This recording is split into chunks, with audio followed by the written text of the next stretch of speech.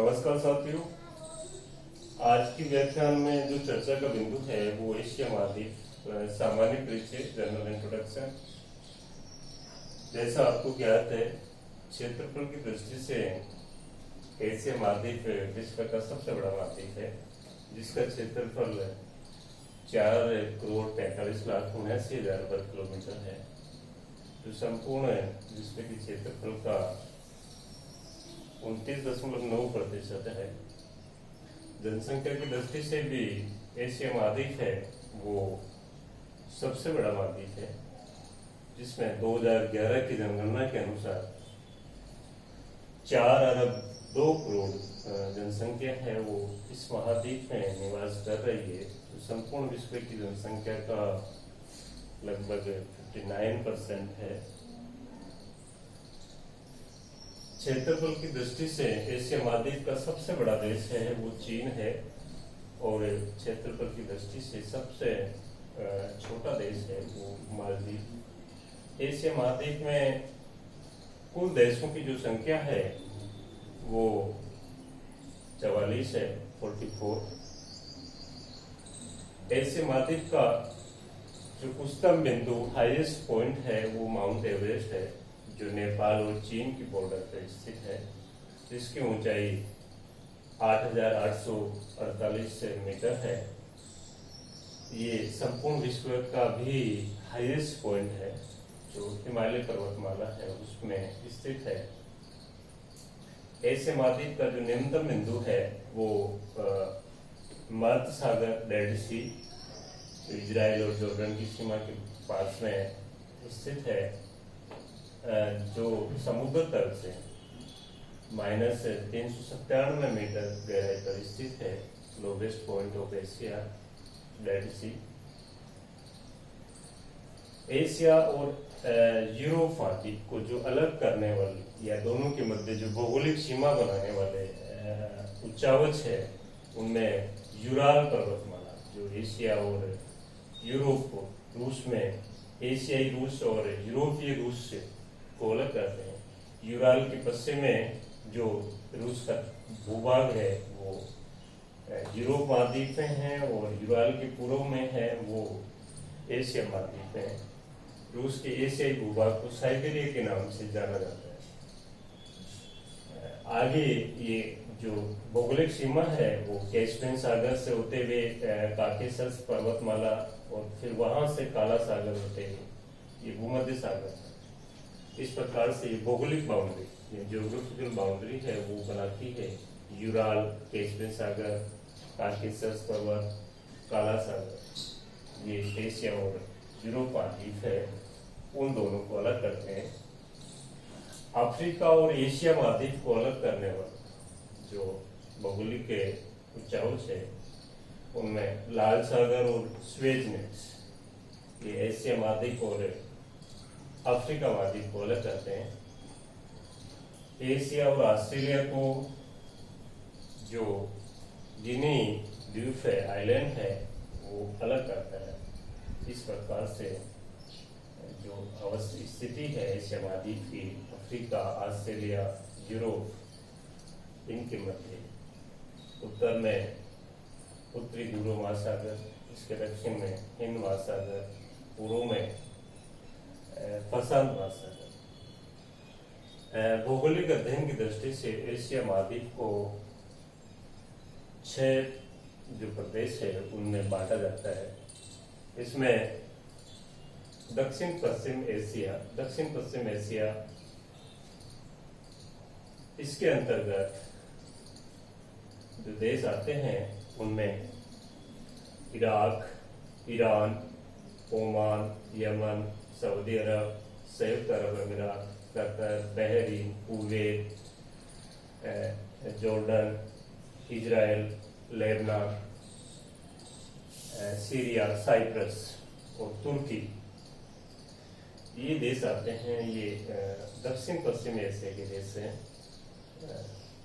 South western Asia के देश हैं, और इसमें तुर्की एक ऐसा देश है जिसका जो भूभाग है वो एशिया और यूरोप महाद्वीप दोनों में पड़ता है। इसके साथ साथ ही रूस भी एशिया महाद्वीप के दो देश है, रूस और तुर्की, जिनका क्षेत्र है वो एशिया और यूरोप दोनों महाद्वीपों में आता है।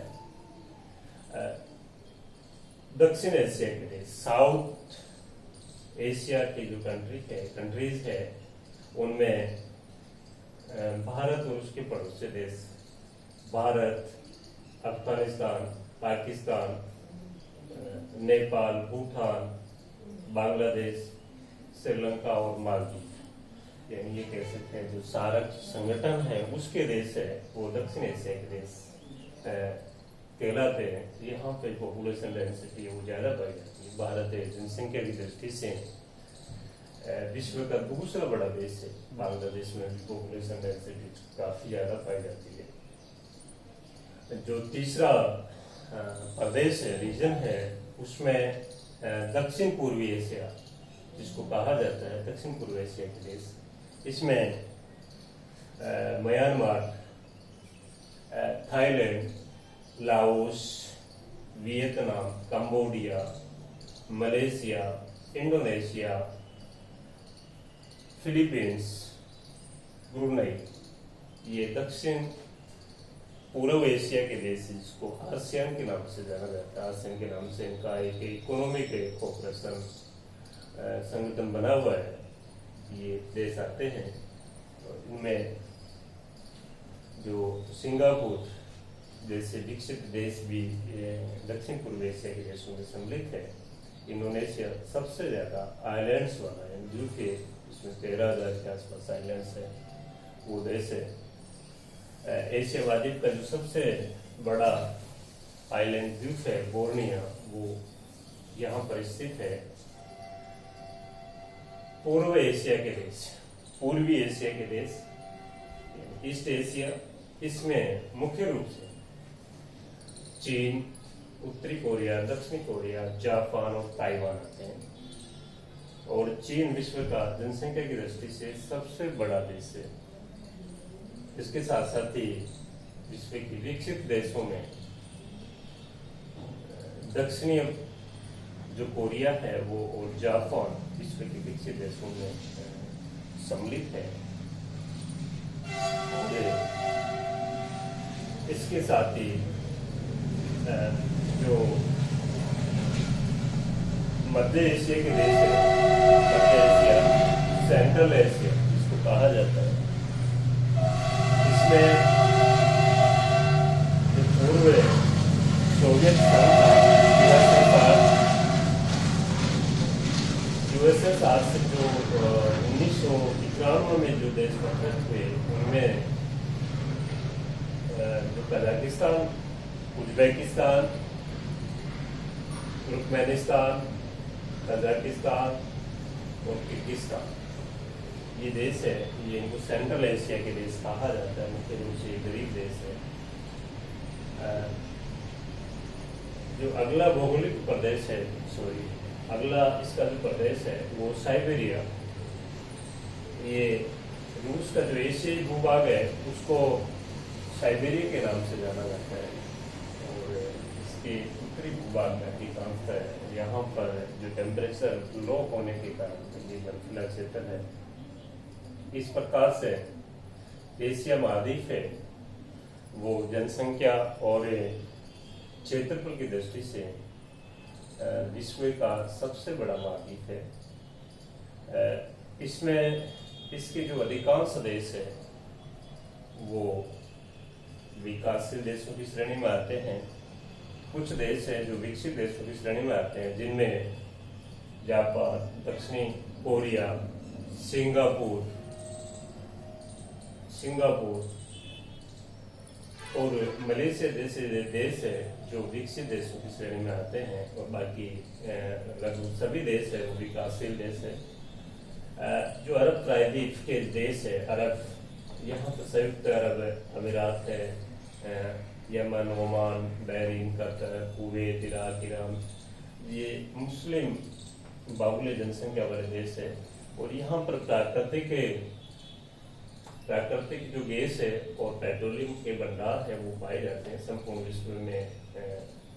जो पेट्रोलियम प्राकृतिक गैस की जो सप्लाई है, आपूर्ति है, वो यहाँ से की जाती है।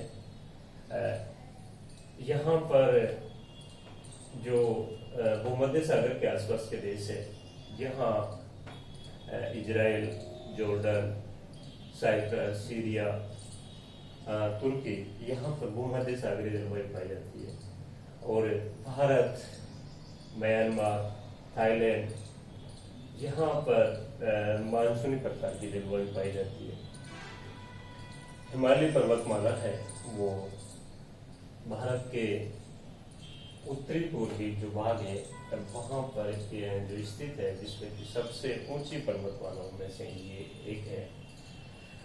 इस प्रकार से इसकी एशिया महाद्वीप की जो सबसे लंबी नदी है वो यांगत्से जो चीन में है, सबसे लंबी नदी। तो इस प्रकार से एशिया महाद्वीप है वो काफी क्षेत्रफल की दृष्टि से काफी विशाल है। यहाँ जो मुख्य फसलें, खाद्यान्न फसलें हैं वो चावल है, गेहूं है, यहाँ की मुख्य खाद्यान्न फसलें हैं। चीन है, खाद्यान्न विशेष तौर से चावल, गेहूं, इनके उत्पादन में चीन का प्रथम स्थान है, वो भारत का दूसरा स्थान है।